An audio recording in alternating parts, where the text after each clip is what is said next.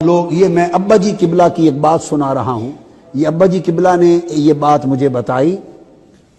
ایک خطاب میں دوران خطاب کسی نے ان سے سوال کیا کہ امام عالی مقام سیدنا امام حسین ولایت کے اس مرتبے پر تھے اور اس مقام پر تھے تو ان کے ہاتھوں میں ان کے علی اصغر بھی شہید ہو گئے اور وہ کچھ نہ کر سکے. سارا گھرانہ پیاس سے تڑپتا رہا اور وہ دریائے دجلہ کو بلا کے پانی نہ پلا سکے.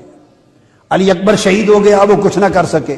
اپنے جسم کے ٹکڑے ٹکڑے ہو گئے اور سر کٹ کے نیزوں پر چڑھا دیے گئے، وہ کچھ نہ کر سکے. تو ان کی کرامتیں کہاں گئیں؟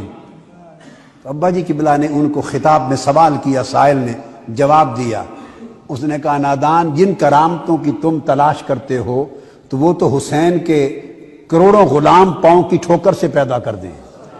یہ کرامتیں تو حسین کے غلام ٹھوکر سے پیدا کر دیں. ان کی کرامت تو استقامت تھی کہ علی اصغر، علی اکبر اور سارا خانوادہ لٹا دیا اور آنکھوں سے آنسو نہیں گرا.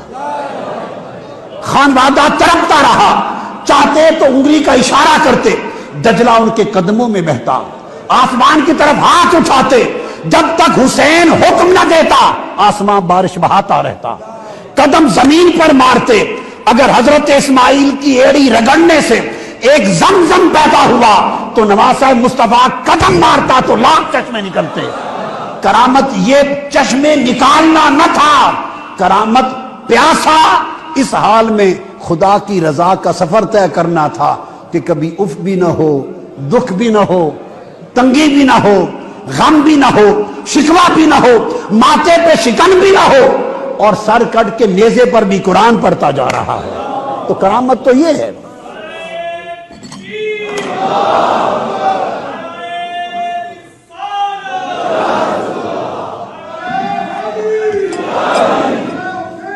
کسی نے کہا کہ حضرت شاہ محمد غوث گوالیاری قلعہ گوالیار سے نکلے، ہندو بادشاہ نے پیچھے فوجی بھیجے، انہوں نے ڈاکو بن کے ان پہ حملہ کر لیا، لوٹ لیا. شاہ محمد غوث گوالیاری کی 9 سالہ نواسی ان کے پیچھے گھوڑے پر تھی. اس کے کانوں میں سونے کی بالیاں تھیں. اس نے ہاتھ مارا، سونے کی بالیاں کھینچی، کان چر گئے اور خون کے فوارہ نکل آیا. حضرت شاہ محمد غوث گوالیاری جو مرتب اور مؤلف ہیں جواہر الخمسہ کی، اور ان کا مزار یہاں ہے لاہور میں. وہ جلال میں آ گئے، برداشت نہ کر سکے، نواسی کی خون کی دھاریں دیکھی تو ان کے ہاتھ میں چھانٹا تھا، زور سے جو لہرایا تو سینکڑوں ڈاکوؤں کے سر ایک چھانٹے سے قلم ہو گئے.